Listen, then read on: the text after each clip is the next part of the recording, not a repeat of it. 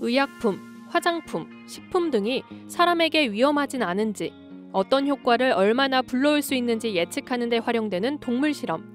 지난해 우리나라의 여러 기업체와 국공립기관 등 각종 연구소에서 동물 실험으로 사용한 동물은 372만 마리에 달했습니다. 이는 1년 전보다 20% 이상 증가한 수치인데요. 이 동물들의 70% 이상이 경미한 수준을 넘은 고통과 스트레스를 경험한 걸로 조사됐습니다. 필요하지만 동물들에게 고통이 따르는 동물 실험. 시민들은 동물 실험에 대해 어떻게 생각하고 있을까요? 지금의 동물 실험에 문제가 있으며 개선이 필요하다고 생각한 응답자는 66.2%에 달했습니다.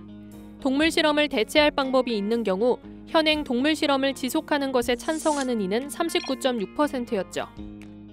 현재의 동물 실험을 대체하기 위한 연구를 지원하는데도 응답자 85%가 동의했죠. 동물에게 가해지는 비인도적 처우에 대한 문제의식과 동물권 보호에 대한 인식이 많은 사람들에게 확산되고 있는 겁니다. 이런 흐름 속에서 국내외 과학자들이 연구를 통해 동물 실험을 대체할 방법을 개발하고 있어 눈길을 끕니다. 실험 동물은 동물의 진료와 수술을 교육하는 수의과 대학에서도 찾아볼 수 있는데요. 한 대학의 수의과에선 올해 9월부터 실습 수업에 동물 모형을 사용하기 시작했습니다.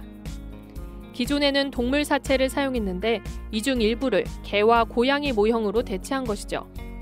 대학교 등 교육기관은 실험동물의 30%가량을 사용해왔지만 실험동물법 적용 대상에서 제외돼 별다른 제재를 받지 않는 상태였습니다. 동물보호단체들은 학교 실험 실습 과정에서 동물 학대의 소지가 있다고 말합니다. 이런 부분을 걱정하는 것은 수의과 학생들 또한 마찬가지였는데요.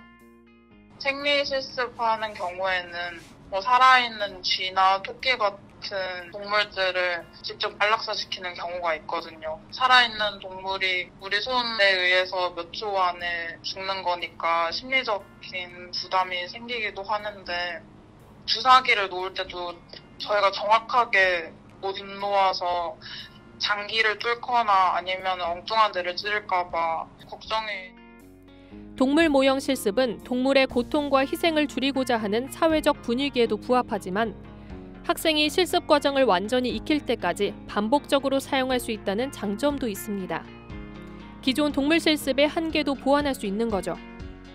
해외에선 이 동물 모형의 개발을 지원했던 플로리다 대학을 시작으로 코넬 대학교, 텍사스 농업기술대학교 등에서 모형 실습을 진행하고 있습니다. 그러나 우려의 목소리도 분명 존재합니다.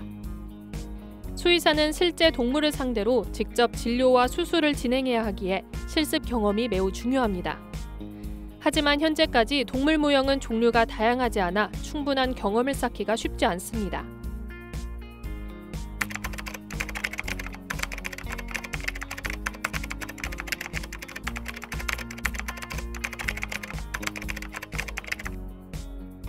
의학, 식품 등 우리 사회의 다양한 분야에서 필수 불가결한 동물 실험. 기술 발달로 다양한 대안이 도입되면서 변화가 시작되는 시점입니다. 완전한 대체는 어렵더라도 관련법 개정과 꾸준한 연구를 통해 실험 실습에 사용되는 동물의 수가 줄어들 수 있기를 기대해 보는 건 어떨까요?